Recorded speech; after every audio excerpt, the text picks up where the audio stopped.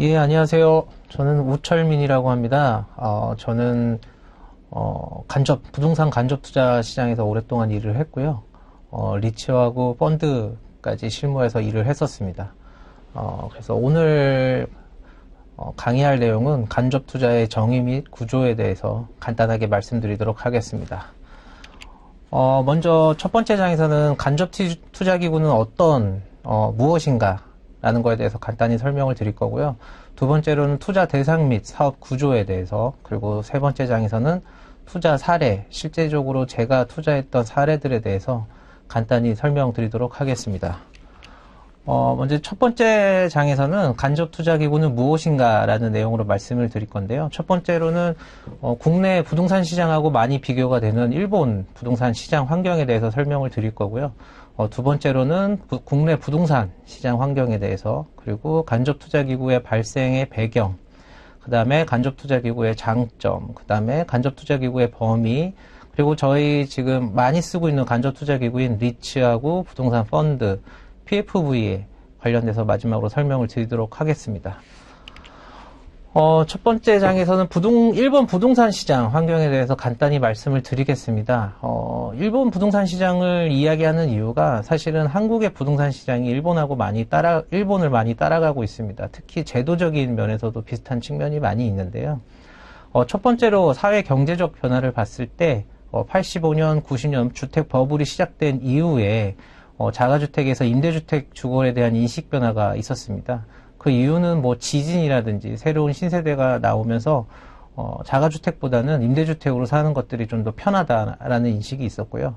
특히 젊은 층에서는 특유의 문화인데 윗집 아랫집 사이에서 뭔가 문제가 발생했을 때 그 문제에 대해서 이야기하는 것들을 굉장히 꺼리는 문화가 있었습니다. 그래서 자가주택에 사는 것보다는 임대주택에 살면서 문제가 발생할 때는 쉽게 주거를 이전하는 이런 문화 때문에 일단은 임대주택에 대한 주거 인식 변화가 좀 있었고요.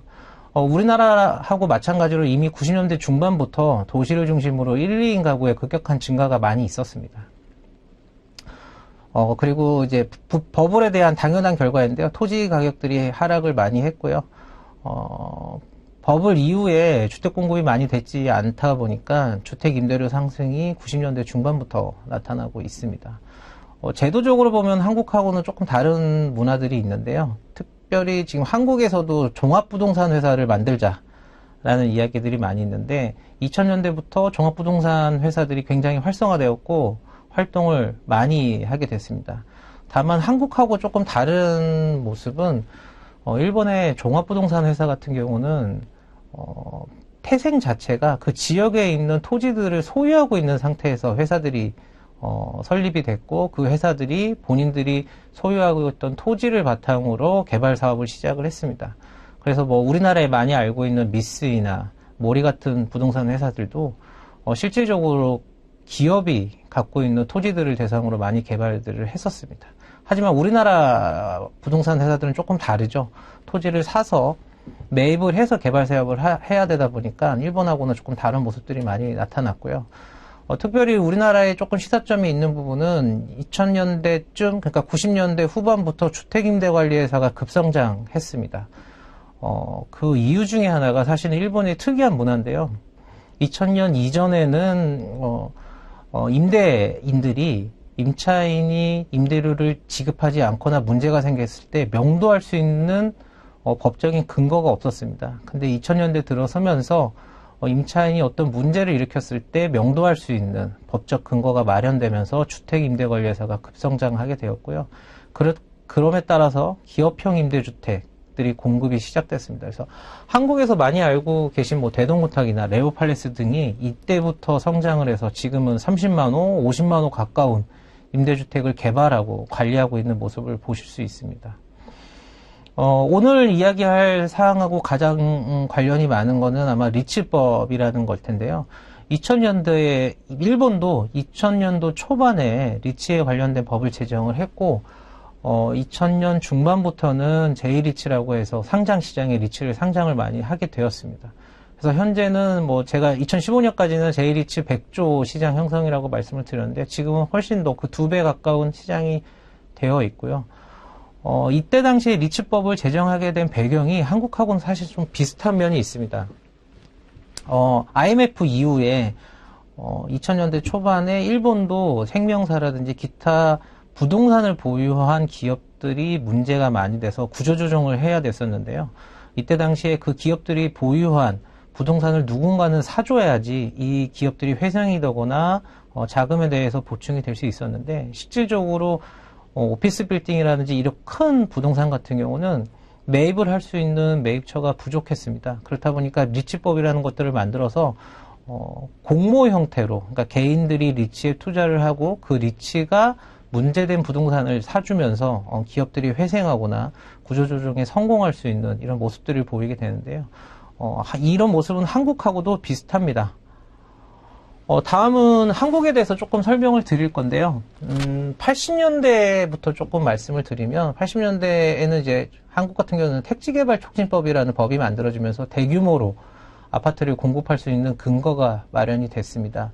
그리고 이제 뭐 2000년대 다 와서는 저희도 다 알다시피 97년도에 IMF를 겪게 되고요. 그 이후에 뭐 도시개발법이라든지 도시재정비 촉진법 등 여러 가지 법들이 새로 도입이 되면서 재건축이라든지 재개발을 할 수 있는 근거들이 마련이 됐습니다. 그 밑에 이제 녹색으로 표시된 걸 보시면 한국도 2001년에 부동산 투자해서법이라 그래서 리츠를 할 수 있는 법이 제정이 되었습니다. 일본과 마찬가지로 비슷한 이유인데요. IMF 이후에 한국에 있는 기업들이 많이 힘들어지게 되고, 특히 부동산을 갖고 있던 기업들이 이 부동산을 매각을 해야지 자금을 회수하고 재정적으로 문제를 없애야 했는데, 이때 당시에도 대규모 오피스라든지 큰 부동산을 매입할 수 있는 기업들이 많이 없었습니다. 그래서 리츠법을 제정을 하고 일본과 마찬가지로 기관 투자자들이 들어와서 리츠를 이용해서 부동산을 매입하면서 이렇게 간접 투자에 대한 게 활성화됐다고 보시면 될 것 같습니다. 일본하고 한국의 가장 큰 차이점은, 일본 같은 경우는 공모시장으로 시작을 됐는데요. 한국에서는 사모 형태로 처음에 시작이 많이 됐습니다. 이 사모 형태에 투자하는 투자자라고 이야기하면 한국에 있는 기관 투자자라고 할 수 있는데요. 뭐 여러분들이 알고 계시는 국민연금이라든지 뭐 사학연금이라든지 행정공제, 이런 기관과 연기금들이 최초에는 리츠에 들어와서 투자들을 많이 했었습니다. 사업의 변화에 대해서도 좀 여러 가지 말씀드릴 게 있을 것 같은데요. 90년대에는 일단 대형 건설사들이 시행업을 주로 추진을 많이 했었습니다. 그 이유가 뭐 아시겠지만 자금력이 있고 직접적으로 주택을 공급할 수 있는 주체로서 역할들을 많이 했는데, IMF 이후에 건설사들이 직접 시행을 하지 못하게 됩니다. 그 이유가 이것도 마찬가지인데, 재정 건전성을 위해서 부채 비율 200% 넘어가는 것들을 되게 금지를 많이 시켰고, 기업의 신용도에 영향을 많이 미치다 보니까 부채 비율 200%에 대한 것들을 굉장히 문제시 했었습니다. 그러다 보니까 직접 시행을 하게 되면은 그 자금 조달 측면에서 부채로 달라붙었던 금액들이 많기 때문에 건설사들이 직접 시행을 하지 못했고요. 그러다 보니까 작은 시행사들이 2000년대 이후부터 성장을 하게 됩니다. 그럼에도 불구하고 우리나라에서도 종합부동산 개발 회사를 지향하면서 생기는 회사들이 있었는데요. 2007년에는 뭐 지금은 회사가 없어졌지만 롯데자산개발이 설립이 됐고요. 2010년 초반에는 KT 에스테이트, 그 다음에 2016년쯤에는 신세계 프로퍼티가 설립이 되었습니다. 대기업군에서도 부동산 종합개발 회사를 지향하면서 생긴 회사들이다 보니까요. 다양한 사업들을 현재 추진 중에 있습니다.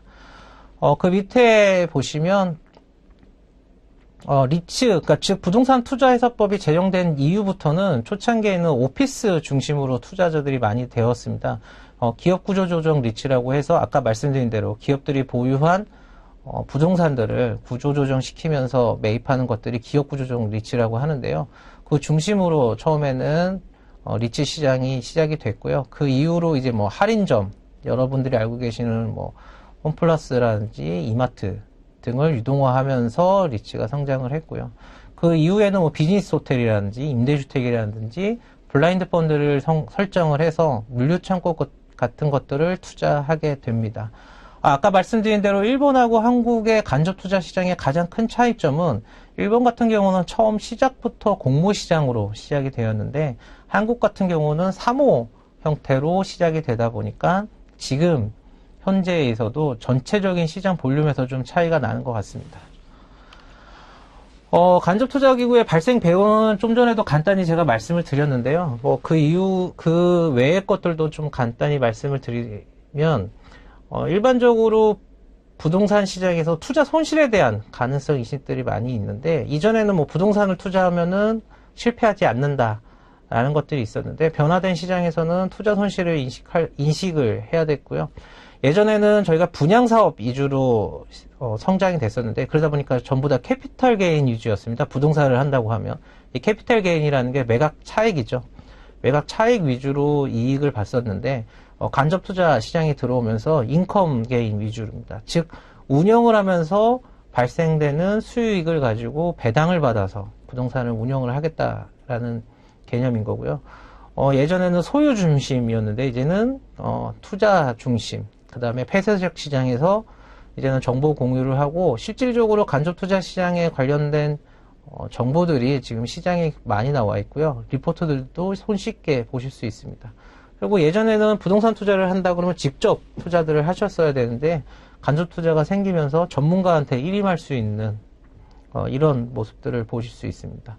오른쪽에 이제 부동산 관련 금융 제도들 변화들을 보시면 아까도 말씀을 드렸는데 2001년에 부동산 투자회사법이 제정이 되면서 리츠라는 것이 도입이 됐고요. 2004년에 간접 투자 자산 운용에 관한 법률이 제정이 됐습니다. 이에도 법인세법 개정을 해서 PFV라는 것들이 들어왔고요. PFV에 대해서는 제가 조금 이따가 다시 설명드리도록 하겠습니다. 그리고 2009년에 자본시장과 금융투자업에 관한 법률이 6개 흩어져 있는 이 투자 관련된 자본시장에서 흩어져 있던 6개 법률을 통합하게 되면서 손쉽게 부동산 간접 투자를 할 수 있게끔 만들어졌고요. 2016년에는 부동산 서비스 산업 육성 방안으로 해서 리츠와 부동산 펀드를 겸하면서 할 수 있는 법의 근거가 마련이 됐습니다. 예전에는 리츠하는 회사들은 리츠만 했었고 부동산 펀드를 만드는 회사는 펀드만 할 수 있었는데 2016년 이후에 한 회사에서 이 두 가지를 전부 다 할 수 있는 이런 모습들이 만들어졌습니다. 간접 투자기구의 도입 취지에 대해서 좀 말씀을 드릴 수 있을 것 같은데요. 부동산 간접 투자 기회 제공이라는 게 가장 크지 않을까 싶습니다. 일전에는 부동산을 구입하려면 부동산에 대한 금액 자체가 크기 때문에 일반인들이 사실 투자하기가 굉장히 어려웠죠. 근데 이제 간접 투자기구가 생기면서 소액 다수의 투자자들이 부동산 투자를 하면서 이익을 가져갈 수 있는 이런 것들을 만들어줬고요. 그 다음에 부동산 가격 안정에도 어느 정도 기여할 수 있다라고 봅니다. 연기금이라든지 공제들이 대규모의 자금들을 이 상업용 부동산 시장에 투자를 하기 때문에 실질적으로 좀 가격 안정에 도움이 될 수 있을 것 같고요. 이건 초창기에 관한 건데 기업 구조조정 지원이 많이 됐었습니다. IMF 이후에 어려웠던 기업들이 갖고 있던 부동산을 매입함으로써 기업이 구조조정하는데 좀 더 원활하게 할 수 있는 이런 것들을 지원해 줄 수 있었다고 생각을 하고요. 그 다음에 건설 및 부동산 경기 활성화, 당연한 얘기입니다. 대규모 자금들이 부동산 상업용 시장에 들어오다 보니까 경기 활성화에 기여를 할 수 있다고 봅니다. 그리고 부동산 산업 발전에 대한 것도 굉장히 큰데요. 일단은 부동산 시장의 선진화, 이전에 없었던 시장이 발생을 하면서 한국보다 조금 선진화된 부동산 쪽으로 투자 시장에서 좀 선진화된 것들이 많이 기법이라든지 투자 방법이라든지 이런 것들이 많이 선진화될 수 있었고요. 금융이 활성화됐다라는 거. 여러분들 잘 아실 겁니다. 이 상업용 부동산 시장이 커지면서 증권사라든지 기타 금융 관련된 회사에서 IB 쪽에서도 규모가 많이 커졌고요. 인력들도 대거 투입이 많이 되고 있습니다. 간접 투자 기구의 장점에 관련해서도 조금 말씀드릴 수 있을 것 같은데요. 일단은 수익성, 안정성, 그 다음에 투자 기회 확대, 유동성, 그 다음에 개인 투자자 입장에서는 텍스 감면 효과가 가장 크지 않을까 싶습니다. 일반적으로 부동산에 투자를 하신다 그러면 나라에서 지정한 세금들을 대부분 다 내고 하셔야 될 것 같은데 간접 투자 기구를 이용을 하면은 일전에, 지금은 없어졌습니다만은 일전에 같은 경우는 취득세 같은 경우는 한 30% 정도 감면이 됐었고요. 그다음 재산세하고 종합부동산세는 절감을 할 수 있었습니다. 근데 이제 최근에는 사모 형태로 투자하는 기구에 대해서는 취득세 감면이 없어졌고요. 공모 형태, 그러니까 공모펀드라든지 공모리츠가 투자할 때는 취득세 감면이 여전히 좀 효과가 있습니다. 이게 왜 효과가 좋냐? 개인 입장에서는 감면된 만큼 개인이 받을 수 있는 수익이 높아지기 때문에 일반적으로 직접 투자하시는 것보다는 텍스 측면에서는 감면 효과가 있다라고 말씀드릴 수 있습니다. 간접 투자 기구의 범위입니다. 간접 투자라고 하면 막연하게 어떤 것이 부동산 간접 투자냐라고 하실 수 있는데요. 첫 번째로는 부동산 펀드, 자본시장과 금융투자업에 관한 법률에 의한 부동산 펀드가 있을 수 있고요. 두 번째로는 부동산 투자회사법에 의한 리츠, 그 다음에 조세특례제한법에 의한 PFV가 있을 수 있습니다. 이제 ABS 같은 경우는 자산운용사나 이쪽에서는 많이 사용하지 않는 투자기구이기 때문에 오늘 말씀드리지는 않을 거고요. 부동산 펀드, 리츠, PFV를 통해서 보통 간접 투자 형태로 많이 하고 있다라고 보시면 될 것 같습니다.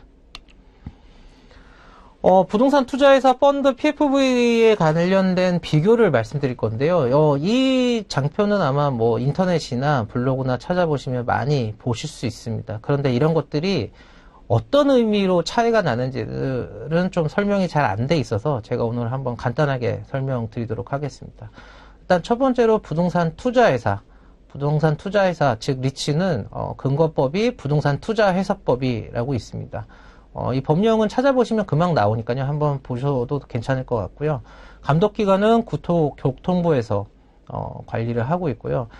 이제부터가 조금 중요한데 사실은 리츠에 투자하셨을 때 그 투자하는 돈이 어디에 담기느냐가 중요한데요. 일단 리츠는 주식회사에 담긴다고 보시면 됩니다.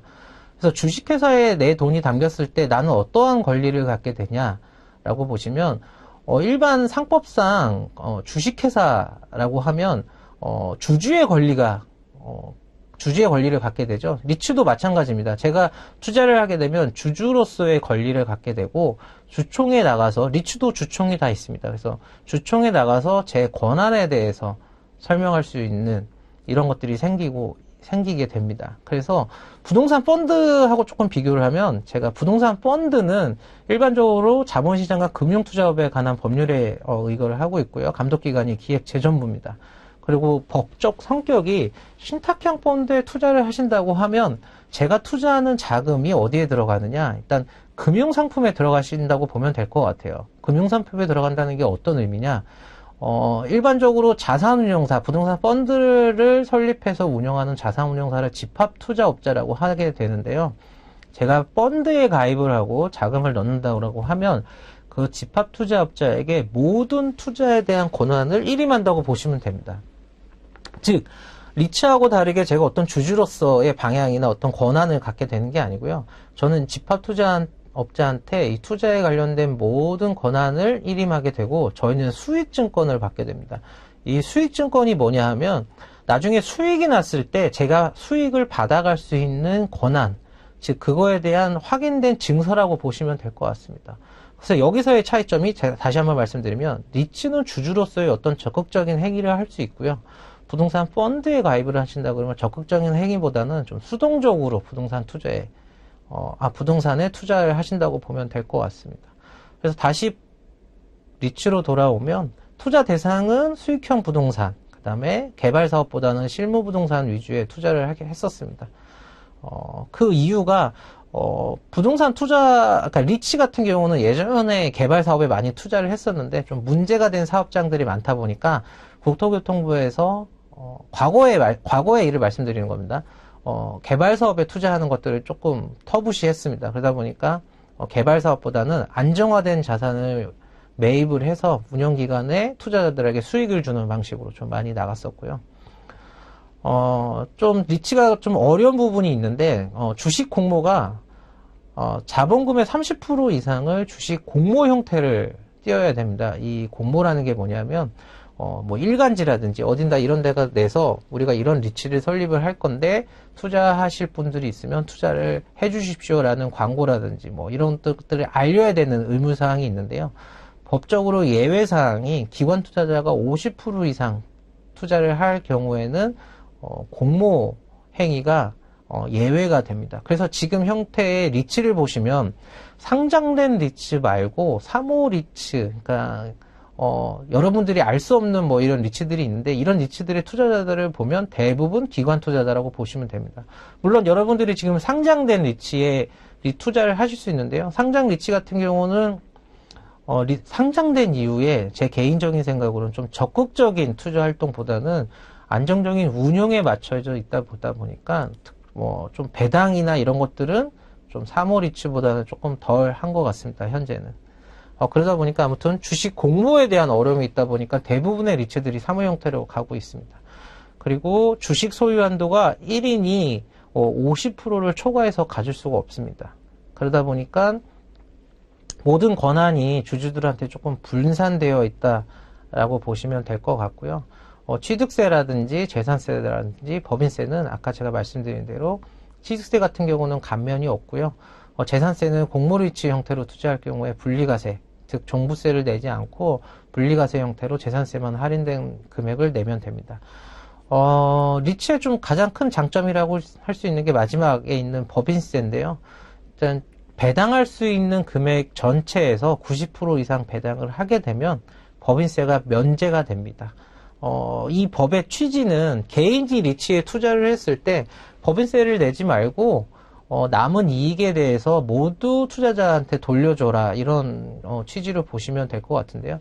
기업이 투자했을 때는 실질적으로 법인세 90%, 그러니까 법인세 감면 혜택이 특별히 있다라고 보시면 안 될 것 같습니다. 이유는 리츠에서는 이익에 대해서 법인세를 안 내지만 그 배당을 받은 기업이 실질적으로 연말에 모든 이익에 대해서 법인세를 지불해야 하기 때문에 리츠에서는 안 내지만 투자한 기업이 그 이익을 가져가서 본 회사에서는 법인세를 내게 되어 있습니다. 부동산 펀드도 비슷한데요. 투자 대상이 수익형 부동산을 매입하는 거라고 보시면 될 것 같습니다. 이 수익형 부동산이라는 게 뭐 오피스, 그 다음에 요즘에는 물류창고, 그 다음에 데이터 센터, 뭐 대형 할인점 이런 것들이 있고요. 실질적으로 개발 사업보다는 펀드도 리츠와 마찬가지로 운영하는 부동산에 투자를 많이 했었습니다. 그 이유가 사실 부동산 펀드 같은 경우는 개발 사업을 할 수 있는데 그 차입 한도가 순자산의 4배, 즉 개발 사업을 하려면 적어도 총 투자비의 25% 정도는 자기 자본금을 넣어야 됩니다. 그러다 보니까 자금에 대한 레버리지가 좀 적은 편이거든요. 그래서 부동산 펀드를 이용해서 투자를 한 경우는 극히 일부에 해당이 됩니다. 세제 혜택도 리츠하고 동일한데요. 취득세는 지금 이제 감면이 없습니다. 세제 혜택이 없고, 법인세 같은 경우는 제가 아까 말씀드린 대로 부동산, 신탁형 펀드 같은 경우는 회사 형태가 아니다 보니까 애초에 과세 대상이 아닙니다. 즉, 현금이 다 이익이 발생하면 그 모든 것들이 대부분 투자자한테 배당이 된다라고 보시면 될 것 같습니다.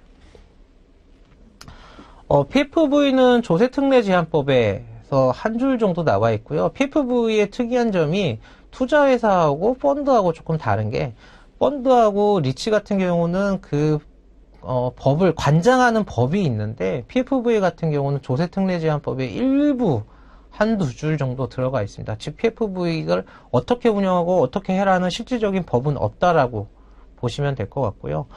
다른 것들과 조금 특이한 점이 한시적으로 운영하는 법인입니다.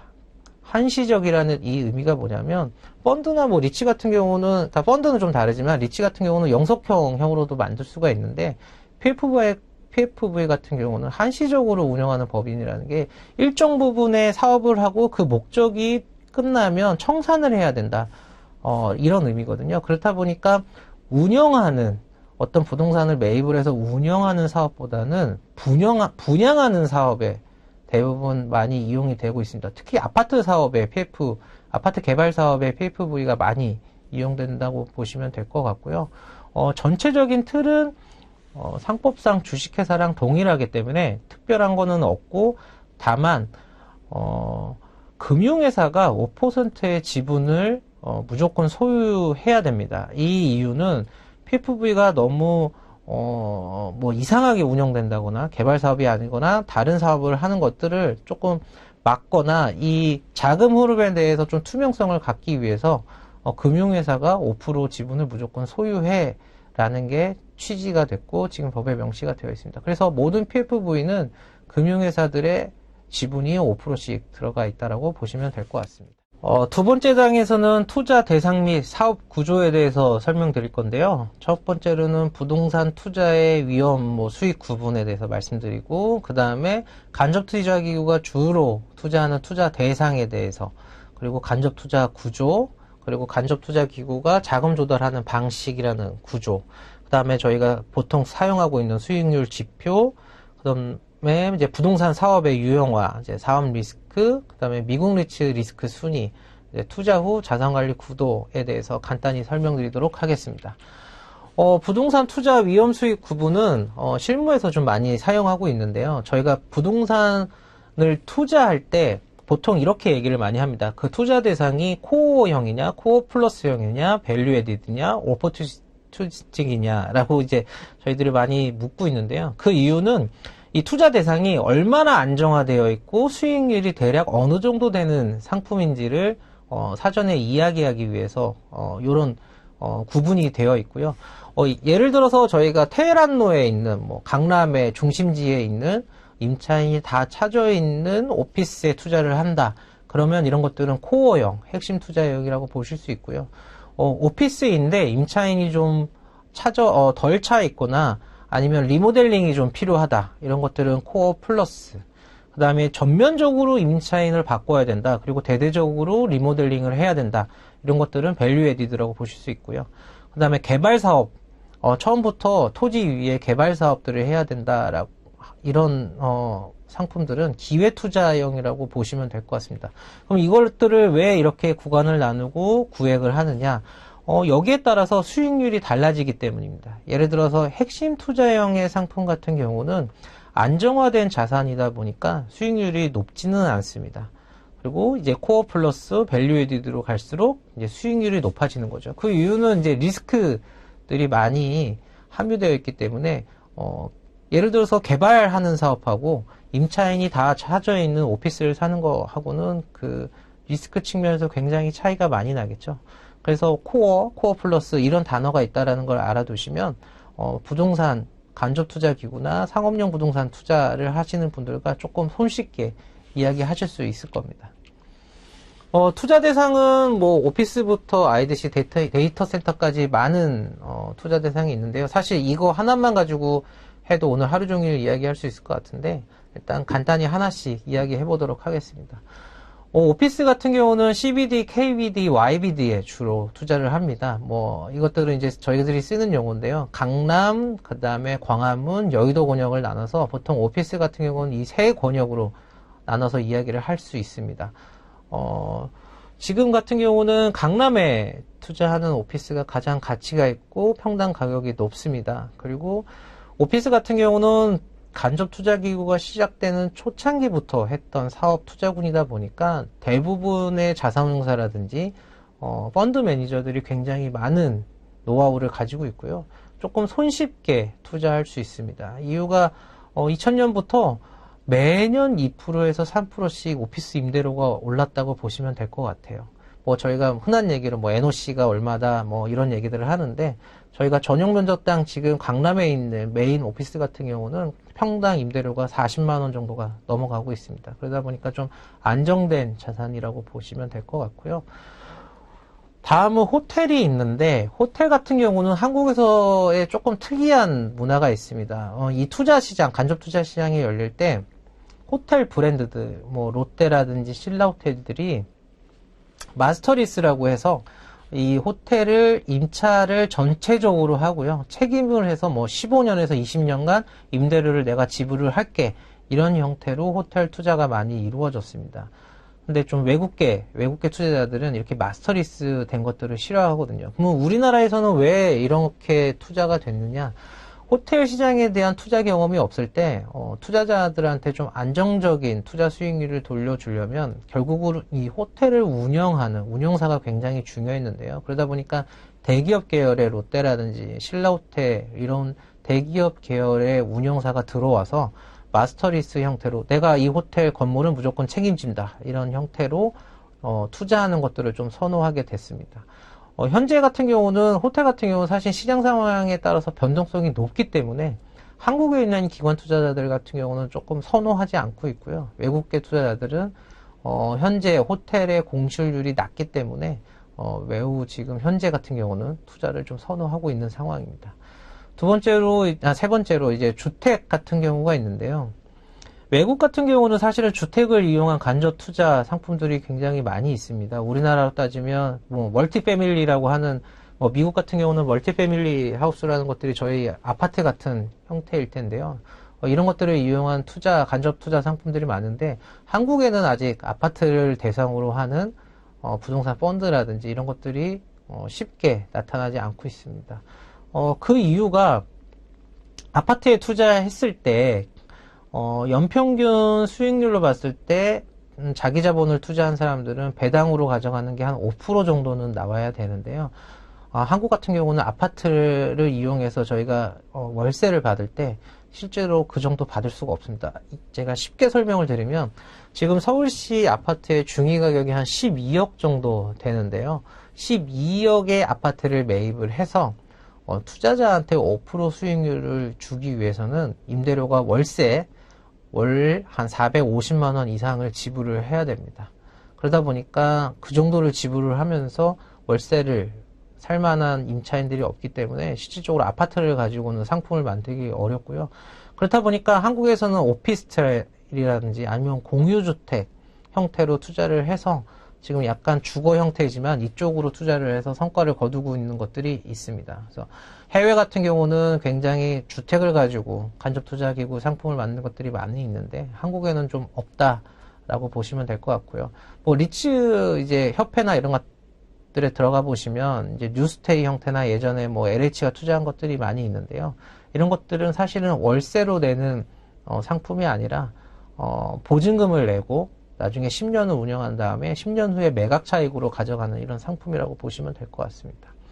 그 다음에 산업단지나 일반 공장이라든지 이런 것들을 가지고 상품을 만들기도 하는데요. 한국에는 사실은 제가 아직 보지는 못했습니다. 해외 같은 경우는 싱가포르라든지 이쪽에서는 산업단지라든지 아니면 공장을 만들어 놓고 공장 전체를 임대를 하면서 임대 수익을 가지고 투자자들한테 배당하는 상품들이 있는데요. 아직 한국에서는 보지는 못했습니다. 그리고 대형으로 이제 투자할 수 있는 상품 중에 하나가 리테일이라고 그래서 한국 같은 경우는 대형 쇼핑몰이라고 보시면 될 것 같은데요. 이런 쇼핑몰을 이용한 상품도 쇼핑몰을 운영하는 대기업이 마스터리스 형태로 해야지 투자가 이루어진 것들이 대부분입니다. 예를 들어서 할인점이라든지 이마트 아니면 스타필드 같은 것들이 그 대상이 될 수 있을 것 같고요. 해외 같은 경우는 이제 그 쇼핑몰을 운영하는 브랜드 있는 운영사들이 많이 있는데 한국에서는 대기업 위주로 운영을 하고 있죠. 그러다 보니까 상품들이 사실은 그렇게 많지는 않습니다. 근데 그런 간접 투자 기구가 직접 매입을 해서 운영을 하면 되지 않냐 이렇게 생각을 하실 수도 있는데요. 사실은 제가 이제 그 리테일 관련된 회사를 다니면서 경험을 했던 건데 리테일에 들어올 수 있는 그 대형 쇼핑몰에 들어올 수 있는 임차인들을 시장에서 선별하거나 이렇게 데려고 오는 게 사실은 굉장히 쉬운 일이 아닙니다. 수많은 임차인들, 브랜드들을 복합 쇼핑몰 안으로 이렇게 유치하는 게 일반 자산운용사의 능력으로는 좀 쉽지 않고요. 결국은 그들과 그 브랜드들을 잘 이해하고 있는 백화점이라든지 복합 쇼핑몰을 보유하고 있는 이런 리테일 회사들에서만 할 수 있는 것들이 많이 있기 때문에 실질적으로 자산운용사에서 하기는 쉽지 않은 상품으로 생각이 됩니다. 그 다음에 골프장이 있습니다. 최근에 골프장에 관련된 투자자들이 조금씩 이루어지고 있는데요. 저도 이제 골프장에 이제 투자를 하려고 굉장히 노력을 많이 했었는데, 개인적으로 느꼈을 때 좀 어려운 부분이 골프장 같은 경우는 현금으로 받는 수입들이 있다 보니까 전체적인 매출을 정확하게 특정하기가 좀 어려웠습니다. 그럼 이 매출이 왜 중요하냐? 골프장을 매입을 하는데 이 가치가 어느 정도 되는지 알려면 결국은 여기서 매출이 얼마나 나오는지를 알아야 되는데 그게 조금 부정확한 경우가 많이 있었습니다. 최근에 수도권 위주로 골프장들 가격이 뭐 홀당 100억 가까이 되고 있는데요. 그러다 보니까 18홀짜리 골프장을 매입한다고 하면 적어도 부대 비용까지 1,900억에서 2,000억 정도가 필요한 상황입니다. 그리고 이제 물류창고가 있을 겁니다. 최근에 이제 물류창고에 대한 투자들이 굉장히 많이 있었고, 개발도 많이 했고, 운영되는 물류창고들도 매입을 많이 했었는데요. 시장이 어려워지면서 조금 문제가 되고 있는, 투자 카테고리 중에 하나입니다. 제 개인적인 경험에 비춰봤을 때, 이제 뭐 상온 창고는 앞으로 좀 시장이 어려웠지만, 그 수요들이 계속 증가를 할 거기 때문에 문제가 안 될 거라고 보는데요. 이제 냉장, 냉동 창고들을 지금 개발 중에 있거나 아니면 개발이 멈춰 있는, 현장들이 굉장히 많이 있습니다. 근데 앞으로도 냉장, 냉동은 조금 어려울 것 같은 게, 그렇게 냉장하고 냉동에 대한 수요가 폭발적으로 증가를 하고 있지 않거든요. 제가 개인적인 경험을 잠깐 말씀드리면, 냉장 같은 경우는 전체적인 컨셉이 이게 보관이 아니라 그냥 유통이라고 보시면 됩니다. 즉 물건이 한 저녁 8시에서 10시 사이에 창고에 들어왔다가 새벽 3시에서 4시 정도에 빠져나간다고 보시면 될 것 같거든요. 그러려면 새벽에 많은 트럭이나 화물차들이 들어와서 손쉽게 빠르게 물건을 싣고 나가야 되는데 한 차당 시간이 적어도 25분이 넘으면 안 됩니다. 근데 최근에 개발되거나 개발되고 있는 창고들을 보고 있으면 이러한 시스템이 정확하게 되어 있지 않아서 아침에 물류가 빠져나가는데 시간이 좀 걸리는 것들이 많이 있습니다. 이런 것들을 보면 향후에도 그 엔드 유저가 사용하기에 과연 적절한 창고인가 라는 이런 생각들이 좀 들고 있어서 냉장 냉동 창고가 적절하게 설계가 안 되어 있거나 시설 설비가 안 되어 있으면 앞으로도 조금 어렵지 않을까 개인적으로는 생각을 하고 있습니다. 마지막으로 데이터 센터가 있는데요. 데이터 센터는 잘 아실 겁니다. AI 수요가 늘어나면서 이제 데이터 센터들의 수요도 같이 늘어나고 많이 필요하다라고들 말씀을 하고 계신데요. 수도권에 필요한 거는 맞는 것 같습니다. 근데 이제 수도권에는 개발할 수 있는 토지가 없고요. 특히 데이터 센터가 들어간다 그러면 주변의 민원 때문에 개발하기가 조금 사실은 쉽지 않습니다. 그리고 데이터 센터 같은 경우는 엔드 유저의 실질적으로 데이터 센터를 사용하는 기업들이 사실 몇 군데 없습니다. 그렇다 보니까 개발하는 입장에서 개발을 다 해놓고 수요자를 찾기가 쉽지 않고요. 개발 전에 실질적으로 사용할 수 있는 수요자를 다 찾아놓고 개발을 해야 되기 때문에 데이터 센터 수요는 있는 거는 맞지만 앞으로 얼마나 개발할 수 있을까라는 게 조금 궁금증이 듭니다. 개인적으로. 다음은 이제 간접투자 구조입니다. 많이 그림도 보셨을 거고요. 실질적으로 리츠나 부동산 펀드를 세우고 이 리츠나 부동산 펀드가 부동산을 매입을 하고 그 다음에 임차인과 임차 계약을 하고요. 조금 특이한 게 이제 일반 분들이 조금 잘 모르시는 게 이제 자산보관회사, 자산관리회사, 사무수탁회사 일반적으로 이렇게 나누어져 있습니다. 그 이유가 리츠나 펀드를 매입해서 운영하는 리츠 AMC나 자산운용사들이 부정적인 업무를 한다거나 잘못된 행위를 방지하기 위해서 자산은 자산보관회사 명의로 되어 있고요. 실질적으로 사무수탁회사에서 업무 지시를 하면 거기에 관련된 업무들은 사무수탁회사에서 하게 됩니다. 즉 등기부등본 리츠나 펀드가 매입한 부동산의 등기부 등본을 떼어보시면 그 부동산의 명의가 자산보관회사 이름으로 되어 있는 경우가 많이 있습니다. 그래서 일반인 분들은 오해하시는 경우가 많이 있는데요.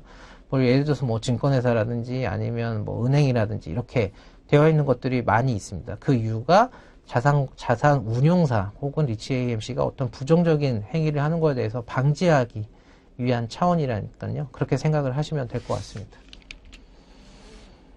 자금 조달 구조는 다른 사업과 비슷합니다. 일단 자산을 매입할 때 부채와 자기 자본을 동원을 해서 매입을 하게 되고요. 대출 같은 경우는 은행이라든지 보험사나 캐피털사들이 대출을 해주고 있고 자본에 대해서는 연기금 공제에 개인들이 투자자로서 참여를 하고 있습니다. 저희는 통상 보험사들을 이용을 많이 했는데, 보험사의 장점이 금리는 조금 은행보다 낮으면서 5년간 고정금리로 대출이 가능하다는 게 장점입니다. 은행 같은 경우는 최대 한 3년 정도 대출 기간 정도가 나오는데, 보험사 같은 경우는 5년까지도 대출 기간을 받을 수 있고 고정금리로 보통 진행을 많이 하고 있습니다. 자금 조달 구조에 대해서 조금 더 디테일하게 저희가 적어놨는데요. 일반적으로 1,000억 원짜리 부동산을 매입을 한다 그러면 부대 비용이 한 50억 정도 들어갈 거고요. 그래서 총 1,050억 원의 자금 조달을 해야 됩니다. 그래서 상황에 따라 다르겠지만 그 부동산의 임대 보증금이 한 50억 원 정도 있을 거고요. 저희가 담보대출을 통상 LTV라고 하죠. 론투밸류, 밸류에 대해서 한 60%까지 일반적으로 선순위 담보대출을 받고 있습니다. 이거는 나중에 시장 변동성에 대해서 안정을 갖기 위해서 그 레버리지를 그렇게 극한으로 사용하지 않는데요. 제가 그 밑에 이제 후순위 담보대출도 LTV 80%까지 받는 경우가 있습니다. 근데 실질적으로 일반적으로 저렇게 후순위 담보대출을 받지는 않는데, 과거에 어떤 상품들이 저렇게 후순위까지 담보대출을 받았냐면요. 수입이 고정된 상품들. 예를 들어서 아까 말씀드린 호텔이 마스터리스 되어 있다거나 아니면 대형 할인점이 마스터리스 되어 있다 보니까 들어오는 임대료가 고정되어 있고 확실하다라는 생각이 들면 저렇게 후순위 담보대출까지 받아서 레버리지를 좀 과하게 늘리는 상품들이 있었습니다. 근데 지금 현재 문제가 되는 이유가 그 5년간의 대출 기간이 끝나고 다시 리파이낸싱 할 때 금융시장이 변화가 생기다 보니까 금리가 올라갔을 때 앞단에 있는 선순위하고 후순위에 대한 대출에 대한 금리 이자 지급을 하고 나서 투자자에게 돌려줄 수익이 없어지는 거죠. 그래서 최근에는 그런 리스크를 없애고자 실질적으로 후순위 담보대출을 받고 있지는 않고요. 선순위 담보대출만 받아서 사업을 한다고 보시면 될 것 같습니다. 투자자도 일반적으로 1종, 2종 투자자로 나눠서 하는 경우도 있고요. 저기 1종, 2종, 3종으로 이렇게 나눠서 하는 경우도 가끔 있습니다. 저렇게 나눈 이유는 어떤 특별한 목적 때문에 2종 투자자로 들어가서 나중에 1종 투자자보다 이익을 내가 더 많이 가져가겠다. 이런 측면에서 사업의 특성이나 상황에 따라서 1종, 2종을 나눠서 하는 거기 때문에 일반적으로는 그렇게 크게 개인 투자자들께서는 신경을 안 쓰셔도 될 것 같습니다. 수익률 지표인데요. 제가 간단히 말씀드리면 이 업계에 있거나 아니면 학생분들도 도움이 많이 되실 텐데요. 이제 캠레이트, 배당률, IRR이라는 개념들을 많이 사용을 하고 있습니다. 캠레이트의 장점은 일단 정의가 매입 시점의 순운용 수익을 이제 부동산 매입 금액으로 나눴을 때입니다. 즉 제가 10억짜리 1년에 순수익이 10억 정도 발생하는 부동산을 200억 주고 샀다. 그러면 이제 캠레이트이 5% 정도 나오는 거죠. 이 지표가 왜 중요하냐면 시장 대비 제가 매입하는 부동산이 어느 정도 비싸게 사는지 싸게 사는지를 일단 가늠할 수 있는 지표라고 보시면 될 것 같습니다.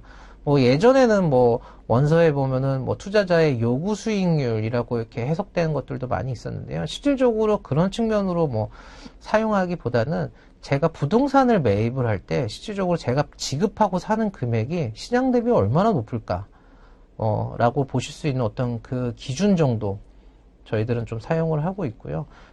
지금 프라임급 오피스 그 주요 권역에 강남에 있는 메인 권역에 있는 다 지어진 오피스를 산다라고 보시면 캠레이트가 4% 수준에서 왔다 갔다라고 보시면 될 것 같습니다. 근데 제가 만약에 4.5% 주고 샀다, 5%를 주고 샀다 이러면 좀 더 싸게 매입을 했다라고 보실 수 있겠죠. 단 캠레이트의 장점은 있습니다. 그 운영 기간 동안 변동되는 여러 가지들을 반영을 못하고 매입하는 시점에서의 수준만 확인을 할 수 있거든요.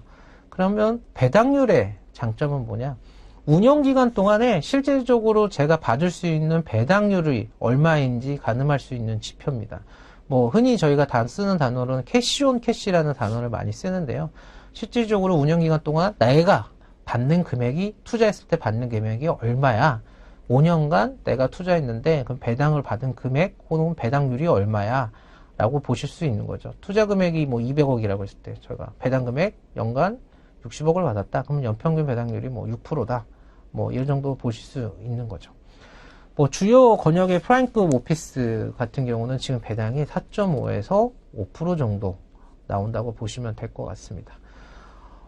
그 다음에 이제 IRR인데요. 이 IRR이 제가 투자 기간 동안 전체 받는 배당금하고 매각 차이까지 합쳐서 보는 그런 개념이고요. 여기에 이제 투자 기간의 시간 가치가 포함이 됩니다. 이게 학술적으로 얘기하면 이 NPV를 제가 뭐 NPV라는 말씀을 많이 들어보셨을 거예요. 제가 투자했을 때 나한테 총으로 들어올 수 있는 수익이 얼마야? 거기에 이제 기간을 넣어서 개입하는 건데요. 이제 NPV를 0으로 만든 할인 가치라고 보시면 될 것 같은데 배당률이 6%라고 해도 실질적으로 IRR은 시간 가치를 넣었을 때 6%가 안 되는 경우가 많이 있습니다. 그래서 이 시간의 가치를 포함을 해서 내 수익률이 배당금하고 매각 차이까지 포함해서 받은 내 배당금이 얼마냐라는 지표로 봤을 때는 IRR을 사용한다라고 보시면 될 것 같습니다. 그래서 실질적으로 투자했을 때 투자하기 전에 저희가 사전적으로 캡레이트는 얼마고 배당률은 얼마고 IRR은 어느 정도 될 것 같습니다. 라는 것들을 사전 고지하고 있고요. 계속 반복적으로 분석을 하고 있습니다. 부동산, 제가 말씀드린 이 부동산 간접 투자에 대해서 전부 다 지금 사업 유형화를 조금 해보면요. 이제 뭐 매도자가 개인이냐, 법인이냐, 기관 투자자냐, 그 다음에 투자자가 개인이냐, 법인이냐, 기관 투자자냐에 따라 달라지고요. 투자 성격이 코어 플러스, 뭐 밸류에디드냐 따라서 또 달라지고, 대상 물건이 오피스, 물류센터, 호텔, 그 다음에 사업 주체가 펀드, 리츠, PFV, 딜의 방식이 에셋딜이냐, 쉐어딜이냐. 설명을 안 드렸는데 에셋딜 같은 경우는 부동산을 직접 사고 파는 것들을 얘기를 하는 거고요. 쉐어딜 같은 경우는 부동산 펀드의 수익증권을, 그러니까 부동산을 직접 사고 파는 게 아니라 수익증권을 사고 팔거나 리츠에서는 주식을 사고 파는 것들을 쉐어딜이라고 얘기를 하고 있습니다. 그리고 사업 방식이 뭐 실물을 매입하느냐, 선매입, 리모델링 하느냐, 아니면 개발 사업을 하느냐, 이런 것들이 조금 많이 달라질 것 같고요. 이 사업 유형화가 왜 실무하는 데 있어서 중요하냐면, 여기서 발생할 수 있는 리스크, 그 다음에 세금, 이런 것들이 굉장히 많이 달라집니다. 그래서 사전적으로 한 번씩 체크를 할 수 있거든요. 투자자가 혹은 매도자가 개인이냐, 법인이냐에 따라서 뭐 파는 분의 입장에서 세금이 법인세라든지 아니면 매각 차익에 대한 세금들이 많이 달라질 수 있고요. 투자자가 개인이냐 법인이냐에 따라서도 실질적으로 받는 이익이 좀 달라질 수 있습니다. 그리고 딜 방식이 에셋딜이냐 쉐어딜이냐에 따라서도 발생되는 세금의 차이가 크기 때문에 전체적으로 어떤 사업 형태로 갈 거냐가 리스크를 해지하고 세금을 좀 절감할 수 있는 방안에서는 굉장히 중요하다라고 말씀드릴 수 있습니다. 사업 리스크를 유형화하면 대략 4개의 큰 카테고리가 나옵니다. 뭐, 기술 리스크에서는 저희가 개발 사업할 때 인허가 가능성들을 좀 많이 보고 있고요. 이제 관리 리스크에서는 이제 프로젝트 관리, 이 프로젝트가 잘 진행이 될 거냐, 어떻게 할 거냐, 뭐, 이걸 운영할 수 있는 전문가들이 많이 있냐, 라는 것들이 중요할 거고, 이제 상업적 리스크에서는 계약서를 잘 작성해야 될 거고요. 그 다음에 자금 조달에 있어서 파이낸싱이 굉장히 중요합니다. 똑같은 사업이라도 어떤 전문가나 그 상황에 따라서 파이낸싱을 해올 수 있는 기술이라든지 아니면 그 금리 차이가 발생을 하기 때문에 이런 것들은 좀 중요하게 생각을 하고 있고요. 이제 저희가 통제할 수 없는 외부 리스크가 있는데 입법 및 규제가 사실은 굉장히 최근에는 조금 리스크로 많이 부각이 되고 있습니다. 사례로 말씀드리면 최근까지 외국계 투자자들은 한국에 있는 이제 뭐 공유 주택이라든지 아니면 오피스텔을 가지고 약간 임대주택 형태로 운영을 많이 하고 있었는데요. 최근에 이제 그 오피스텔이라든지 아니면 그 매입을 해서 운영하는 주택 사업에까지 종부세를 부과하겠다라는 이제 리스크가 커지면서 최근에 외국계 투자자들이 한국에 임대주택 투자를 전면 중단을 했습니다. 저희가 예측할 수는 없는 상황인데 이런 입법 및 규제, 그 다음에 법률들이 너무 자주 개정되다 보니까 투자하는데 저희가 예측할 수 없는 리스크들이 조금 많이 발생을 하고 있다라고 생각하시면 될 것 같습니다. 이 장은 이제 미국 리츠의 전문가들, 그러니까 리츠에 참여하고 있는 전문가들이 꼽은 리스크인데요. 뭐 좀 연도는 좀 오래됐습니다. 2012년도에 했던 설문조사인데 한국하고 조금 많이 다른 게 일반적인 경제 환경에 대한 경제 환경에 대한 리스크를 가장 크게 보고 있다라는 게 조금 최근에 한국의 실물 경제 시장이 조금 어려워지면서 전문가들도 좀 생각을 해야 되고 이와 관련된 모든 분들이 조금 고려해야 되는 항목이 아닐까라는 생각 차원에서 제가 말씀을 드린 거고요. 과거 10년 동안 저희가 투자를 하면서 보면 대한민국의 일반적인 경제 환경에 대해서 그렇게 고민을 하지 않은 경우가 조금 더 많았던 것 같습니다. 일반적으로 부동산 시장이 계속 잘 돼 왔었고 특히 상업용 시장에서 오피스 같은 경우는 아까 제가 말씀드린 대로 매년 임대료가 2% 가량은 오르면서 시장이 진행을 했기 때문에 그동안 상업용 부동산 시장에 투자를 해서 실패한 경우가 많지 않았거든요. 근데 최근에는 이제 전반적으로 경기가 어려워지다 보니까 이런 것들에 대해서 조금 고려를 해야 되지 않을까 이렇게 생각을 하고 있습니다. 투자 후 자산 관리 구도는 뭐 일반적으로 에셋 매니저, 프로퍼티 매니저, 이제 패실리티 매니저라고 이제 이야기들을 하고 있는데요. 가장 크게 보고 넓게 생각을 하면서 이 자산을 어떻게 운영을 해야지라고 이제 생각하시는 분들이 대부분 에셋 매니저라고 보시면 될 것 같습니다. 이제 뭐 투자 리스크 관리하고요. 이제 메인 매각 관리, 그 다음에 프로젝트 파이낸싱, 수익률을 어떻게 하면 좀 높일 수 있을지 이런 것들에 대해서 고민을 해서 이걸 이제 현장에 있는 프로퍼티 매니저한테 전달을 합니다. 프로퍼티 매니저는 보통 그 매입한 부동산의 현장에 좀 많이 계시고요. 매년 자본적 지출 계획 수립을 하고 그 다음에 비용이 얼마 나갈지 이런 계획들을 현장에서 수립을 하고 계십니다. 그 다음에 임대차 유치 및 유지하는 것들이 현장에서 굉장히 중요합니다. 사전에 일반적으로 오피스 같은 임차인이 나간다고 하면 이전을 한다고 그러면 새로운 임차인들을 빨리 구해야 되거든요. 근데 이제 기업들이 대부분이다 보니까 이게 다른 뭐 상가라든지 아파트와 같이 쉽게 구해지거나 빨리빨리 해소가 되지 않습니다. 그래서 현장에 있는 프로퍼티 매니저의 역할도 크고 역량도 굉장히 중요합니다.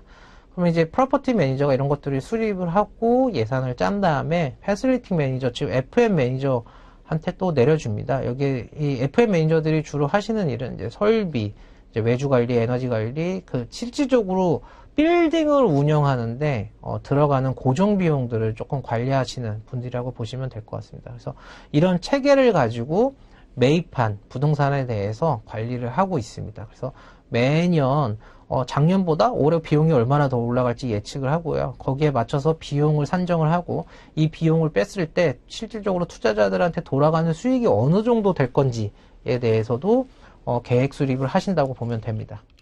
3장에서는 투자 사례에 대해서 간단히 설명드리도록 하겠습니다. 실질적으로 제가 투자했던 사례인데요. 첫 번째로는 임대주택 투자 사례를 제가 한번 설명을 드릴 거고요. 그 다음에 두 번째는 여의도에 있는 오피스, 그 다음 세 번째가 되게 오타가 났네요. 성수동 오피스에 투자한 사례를 간단하게 설명드리도록 하겠습니다. 일단 이 설명드리기 전에 이 리스크 유형화를 맞춰놓고 제가 여기에 관련된 항목들을 이제 하나씩 설명을 드릴 건데요. 이 부동산을 매입해서 어떤 전략으로, 그 다음에 어떤 목적으로 매입을 했고, 그 다음에 개요, 뭐 이때 매입했을 때 시장 상황, 뭐 사업 구조, 그 다음에 여러 가지 환경들을 이제 사업 리스크로 보고 여기에 맞춰서 제가 한번 설명드리도록 하겠습니다. 첫 번째 사례는 제가 매입했던 2013년 정도에 매입했던 임대주택인데요. 영등포 인근에 있던 임대주택이었고 제가 이걸 매입하게 된 게 2013년 새로운 정부가 들어서면서 부동산 관련된 시장에서의 목표가 임대주택, 리츠를 만들어라 였습니다. 그래서 회사에서 제가 그 미션을 받고 이제 매입을 하게 됐고요. 제가 한 1년 정도 임대주택 할 수 있는 물건을 찾으러 돌아다니다가 영등포에 약 90세대 정도 되는 오피스텔과 도시형 생활주택이 섞인 건물을 보게 됐고, 이 시행하신 분이 이 부동산을 다 개발한 후에 분양을 하시지 않고 전체적으로 운영을 하고 계셨었습니다. 그래서 준공된 지 한 1년 정도 된 이 물건을 제가 알게 되었고요.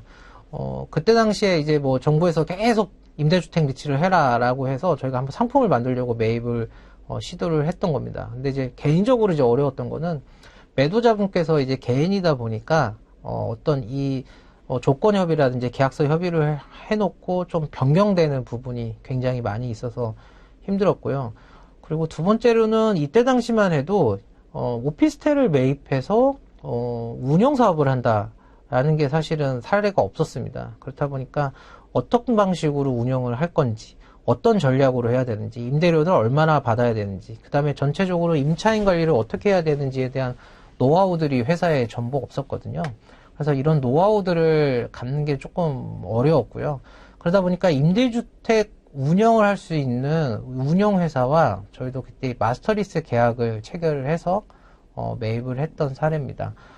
실질적으로 운영기간에는 약 한 6.5% 정도의 배당, 이 투자하셨던 분들에게 배당률이 나갔고요.